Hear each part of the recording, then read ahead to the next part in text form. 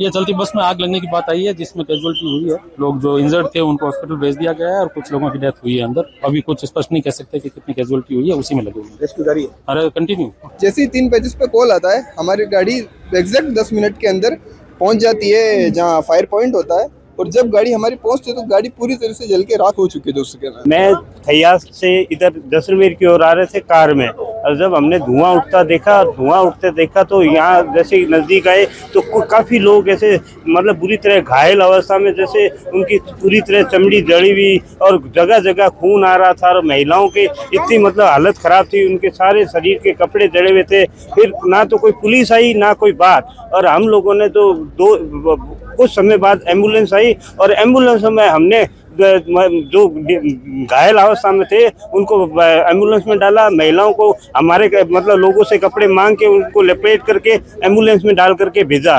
तब तक पुलिस नहीं आई, और बाद में अब पुलिस ऐसे मतलब ये कर रही है। हमारे को तो सूचना मिली है कि क्योंकि वो बर्न की एक त्रासदी हुई है, उस त्रासदी में ज्यादातर लोग बर्न हुए हैं, और उनमें से बहुत ज़्यादा सीरियसली जो बर्न हुए हैं उनकी जो बॉडीज उन्होंने वहाँ रखी है, और उनके लिए हम डीप फ्रीज की व्यवस्थाएं कर रहे हैं, और वो हम पहुंचाने का प्रयास करेंगे कि आज रात में ही पहुंच जाए या सुबह तक पहुंच जाएगी, क्योंकि बड़े बड़े डीप फ्रीजेस हैं। और जो घायल हुए हैं, जो बर्न हुए, उनके हिसाब से हमने हमारे सर्जरी के डिपार्टमेंट, प्लास्टिक सर्जरी के डिपार्टमेंट और जो दूसरे डिपार्टमेंट है उनकी व्यवस्थाएं हमने कर ली है।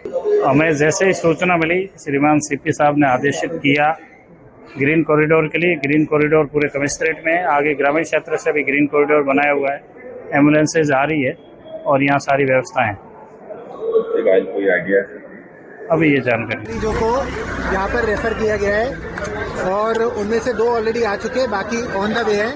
यहाँ पे उनके इलाज के लिए पूरी प्रॉपर व्यवस्था है, एंड बेस्ट पॉसिबल इलाज उनको दिया जाएगा।